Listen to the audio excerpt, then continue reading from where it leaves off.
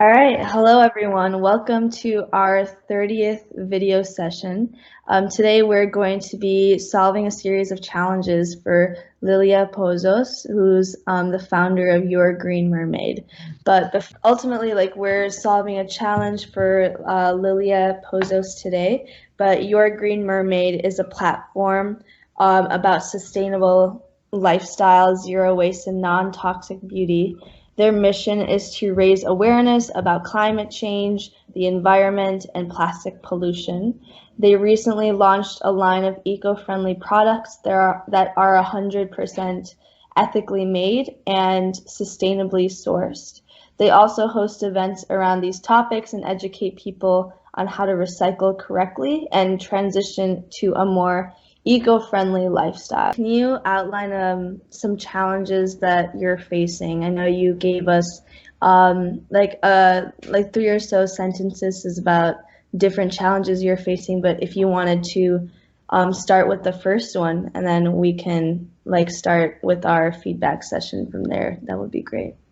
Yeah, I'll say first of all is like the mission and the problem, because ultimately, my main mission and goal is to raise that awareness in people about the plastic pollution, and let them know that every day, just in the United States, 600 million single-use plastics between straws and cutlery and utensils are used just on a daily basis, and just here in the US.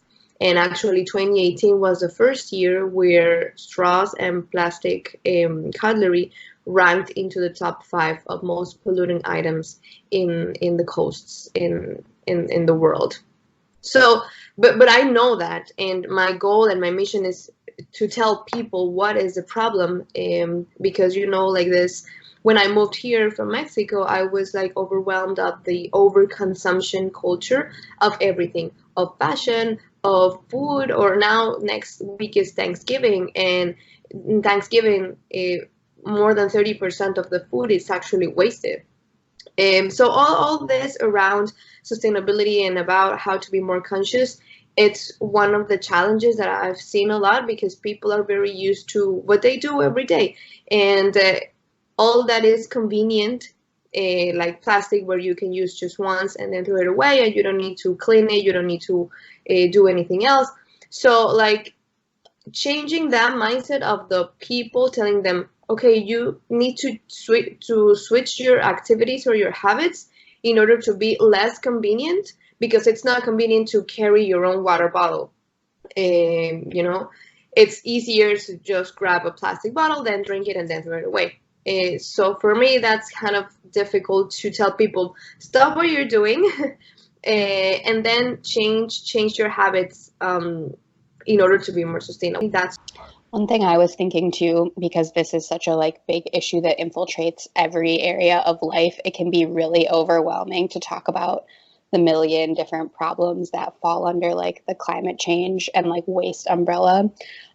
So focusing on small things that people can do is the best way, because even I try to be very conscious, but it's impossible because everything is so intertwined to completely reduce waste. It's very easy as a consumer to get overwhelmed because it filters through all areas of your life. So focusing on really small goals for people and making it easy for them to wrap their brain around what the thing is. So if excuse me, if you make the thing for them plastic straws, and they can focus on just doing that one thing, that, they'll start to see that it's not that hard to adapt to some of those smaller things, and then that can trickle. I mean, even for me, it's really easy to get overwhelmed by how big the problem is and how many areas it affects. And so I think kind of the small is all motto is good with this sort of goal. And I agree, partnerships and focusing on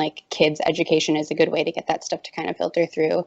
It's going to be a lot easier for younger people to adapt to new things than it is for older people to begin with. And so if you start that little by little, it'll become more comfortable. But yeah, I think small attainable goals is always the way to go. So whether that be plastic bottles or plastic straws or whatever the thing is. And people can even pick. But I think making it clear how big the impact of even just a small thing, like finding out the statistics of like if this many people stop using plastic straws, like what's the impact of that? People might see that just that one thing will be enough, and then they can, like, that positive reinforcement will kind of follow that, if that makes sense.